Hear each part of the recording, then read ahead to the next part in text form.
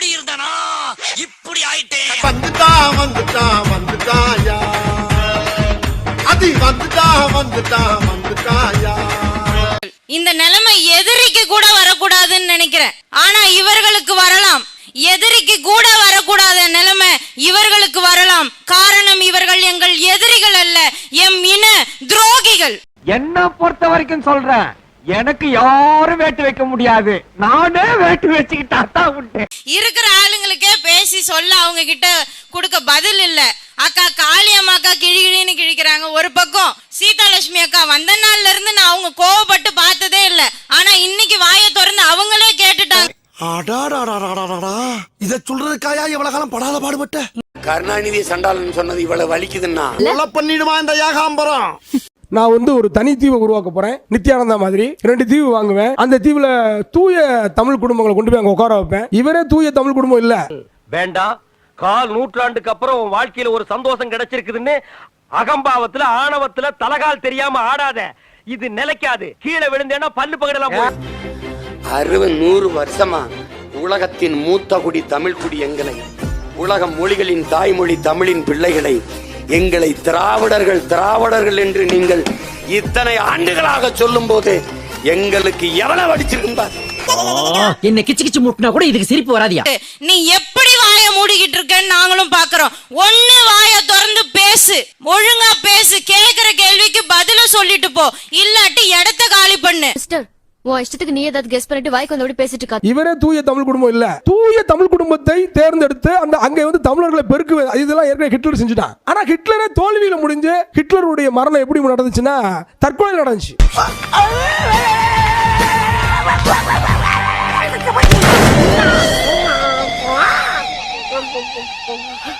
நரி ஊருக்குள்ள வர்றதே தப்பு, இதுல ஊழட்டுக்கிட்டு வேற வருதா?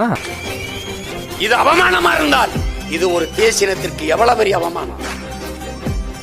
நீ நல்ல வீரன், எதற்கு தமிழ் புதல்வன் தொகை கொடுக்கிற? திராவிட புதல்வன் சொல்லு நீ பாப்போம். துபாய்க்கு போறதுக்காக பணம் கட்டி யார்கிட்ட ஏமாந்துருக்கான். யாரு ஏமாந்தது? இல்ல அது வேற ஒருத்தர். அதுல பைத்தியம் முடிச்சிருக்குன்னு தெளிவே இல்ல. இத்தனை நாளா தமிழன தலைவன் நினைச்சிட்டு இருந்தோமே, இவன் தாண்டா தமிழன துரோகி அப்படின்னு. சீமானுடைய நிலையும் தற்கொலையில தான் போய் முடியும். இல்லைன்னா அந்த ஒரு படத்துல கூட ஏன் கத்திட்டு இருப்பா பாருங்க, முருகன் சொல்லி ஒருத்தி. அது மாதிரி சீமான் தமிழ்நாட்டுல ஒரு நாளைக்கு கத்திட்டு இருக்கக்கூடிய ஒரு சூழல் நடக்கும் கண்டிப்பா. பங்காளி வெட்டுப்புலே காலமாடு மாதிரி சீரி பாய்வியா? என்ன ஆச்சு? காலமாடு மாதிரி இருந்த என்ன கோழுப்ப அடக்கி வாண்டி மாடு ஆகிட்டானுங்க. தகைசால் தமிழர் விருது, தகைசால் திராவிடர் விருது கொடுங்க. இப்படி ஒரு முட்டாளை தலைவராக ஏற்றுக்கொண்ட மனநோயாளிகள் கூடிய விரைவில் சீமான் மகனை படுகொலை செய்வதற்கு தயாராகி விடுவார்கள். எங்க ஐயா நல்லகண்ணு கொடுத்தீங்க, இப்ப ஐயா குமரி ஆனந்தன் கொடுக்குறீங்களா? தகைசால் திராவிடர் கொடுங்க பாப்போம். எவ்வளவு பெரிய ஏமாற்று. தம்பி முகத்தவன் தள்ளி வைப்பா, ரொம்ப கொடூரமா இருக்கு. நான் பாசமா தட்டினா பல்லு போயிரும்டா, ஓங்கி குத்துனா ஒண்ணுக்கு போயிரும், ஆக்ரோஷமா அடிச்சா ஆய் போயிரும். போடா. ஏன் என்று சொன்னால் சீமான் மகன் தூய தமிழ் குடும்பம் இல்லை என்பதை அவர்களுக்கு தெரியும். விவரமா சொல்லுப்பா. அட பாவி என்ன சின்ன பிள்ளைத்தனமா இருக்கு. ஏன் சீமானை எதிர்க்கிறோம்? வெறுமனே அருந்ததியர்களை வந்தேரி என்று சொன்னதால் மட்டும் நாம் எதிர்க்கிறோமா என்று சொன்னால் நிச்சயமாக இல்லை. சீமான் ஒரு மனிதகுல விரோதி. 90 அடிச்ச ஆம்பளை கூட நம்புவாங்க, ஆனா 90 போட்ட ஆம்பளை யாரும் நம்ப மாட்டாங்க சார். ரெவல்யூஷன் புரட்சி ஹிட்லர் சொல்றான், அத உங்களுக்கு மறுபடியும் நான் சொல்றேன். இலக்க எதுவும் இல்லாதவன் இடத்திலே சவால் விடாத. உங்களை நினைக்கும் போது என் கண்ணு கசங்குதுடா. சீமான் ஒரு தமிழின துரோகி, தமிழர் எதிரி. ஏதோ சீமான் தமிழ் தேசத்துக்காக பேசுகிறார், ஏதோ சீமான் ஈழத்திற்காக போராடுகிறார் என்பதெல்லாம் அதெல்லாம் ஒரு வேடம். நீ அறிவாளிட. ஆமா, என்கிட்ட இலக்க உயிரை தவிர ஒரு மயிரும் இல்ல. பார்த்து நடந்துக்க. இதான் எனக்கு தெரிஞ்ச விஷயமாச்சு. பார்த்து நடந்துக்க, நீ ஒன்னும் கிடையாது. ஆஹா, இவன் மண்டை குழம்பி மெண்டலாகி வந்திருக்கானா, இல்ல போர் அடிக்குதுன்னு டைம் பாசிங் பண்றானா?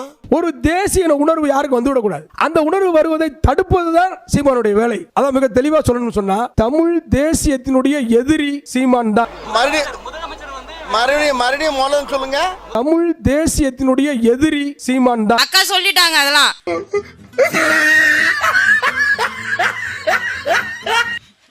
அண்ணா சிரிக்காதீங்கண்ணா, இதான் பண்ணிக்கிட்டு இருக்கோம். நீனும் சாவலையா? சாவலையாவா? வாய்ப்பில்லை ராஜா, வாய்ப்பில்லை. கடந்த சில நாட்களாகவே சீமான் கட்சிக்கு அடி மேல அடி விழுந்துட்டு இருக்கு அப்படின்னே சொல்லலாம்.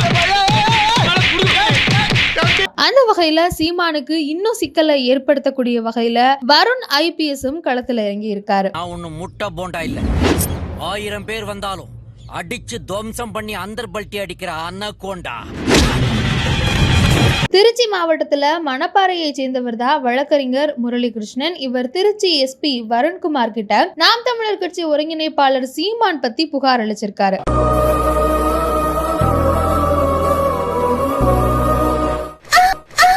சீமான் அவருடைய எக்ஸ் வலைத்தள பக்கத்துல ஒரு வீடியோ போட்டிருக்காரு. அதுல தமிழ்நாடு முதலமைச்சர் MK ஸ்டாலின் குறித்து அவதூறாகவும் அநாகரிகமா பேசியிருக்காரு. ஆபாசமா, அதுவும் பொதுமக்கள் கிட்ட கலவரத்தை தூண்டி பொது அமைதியை சீர்குலைக்கக்கூடிய வகையில பேசியிருக்காரு. கொலை மிரட்டல் விடுத்திருக்காரு. தப்பிச்சிருவியாடா நீ?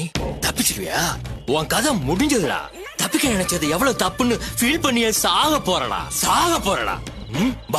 இப்ப இருக்கக்கூடிய முதலமைச்சரை பேசினது மட்டும் இல்லாம முன்னாள் முதலமைச்சர் கருணாநிதி குறித்தும் அவதூறா பேசிட்டு இருக்காரு.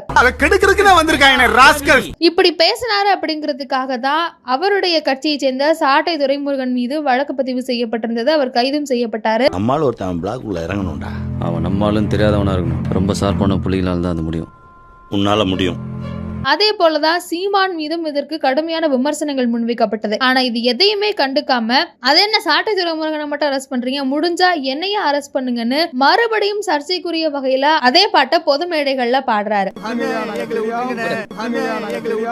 பொதுமக்கள் மத்தியில மதிப்பை பெற்றிருக்கக்கூடிய பல்வேறு மக்கள் கிட்ட நலத்திட்ட உதவிகளை நிறைவேற்றி தமிழுக்காகவும் தமிழ் மக்களுக்காகவும் உழைத்த ஒரு மக்கள் தலைவரை அவருடைய சுய லாபத்துக்காக கேவலமா பேசிட்டு இருக்காரு. இவன் தான் எங்கேயோ செமத்தியா வாங்கியிருக்கான்.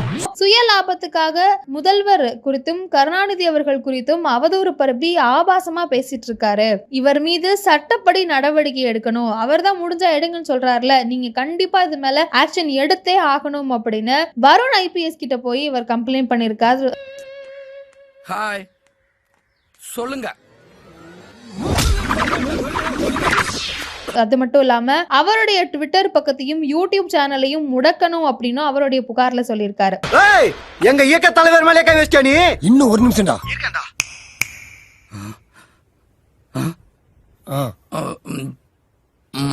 ஏற்கனவே காவல்துறை அதிகாரிகள் குறித்து அவதூறாக பேசியதாலதான் வருண் IPS சீமான் மீது வழக்கு தொடுத்திருந்தாரு. இந்த நிலையில இவருடைய புகாரும் ஆட் ஆன் ஆயிருக்கிறதன்படி வருண் IPS களத்துல இறங்கி சீமான அடிக்க போறாரு அப்படிங்கிற மாதிரியான தகவல்கள் வெளிவந்திருக்கு. ஆரம்பத்திலே உனக்கு அறிவு இருந்திருக்கணும். இப்ப வருத்தப்பட்டு என்ன பிரயோஜனம்? சரி பா.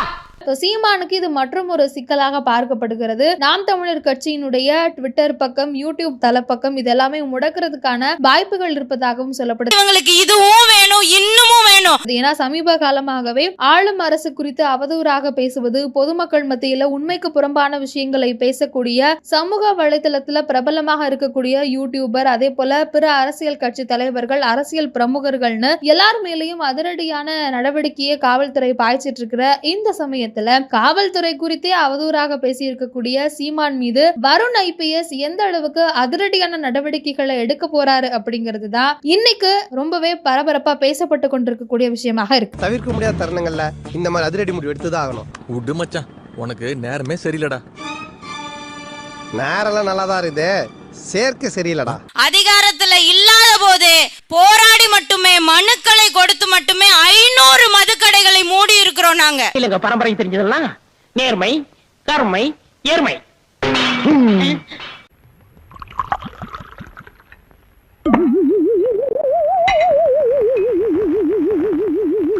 வந்தவன சாராய கடை இழுத்து மூடிடுவேன்.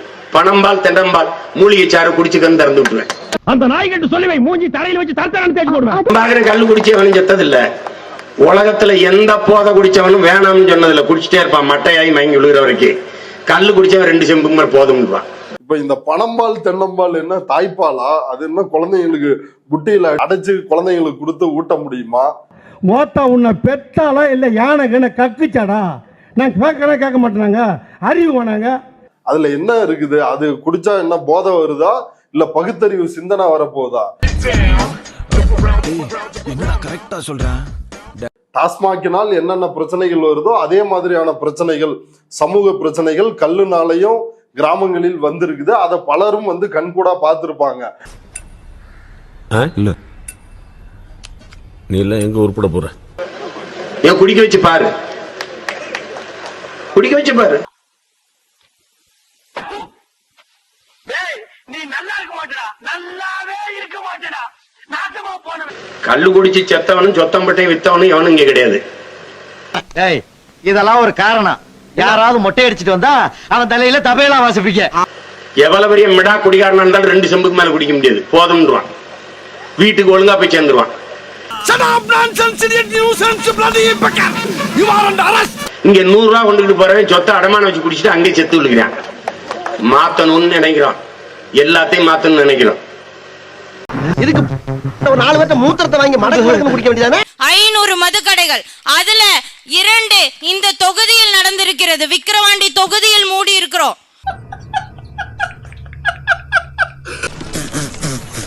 டேய் நீ என்ன சிரிக்கிற? அந்த புறம்போக்கு பையல சொன்னதுக்கு சிரிக்கிறியா? இந்த பா என்ன பத்தி நீ முழுசா தெரிஞ்சுக்கிற ஆசைப்பட்டனா உன் பின்னால இருக்க போடப்பா. இதுல வேற அம்மா மேட சத்தியம் ஜாதி.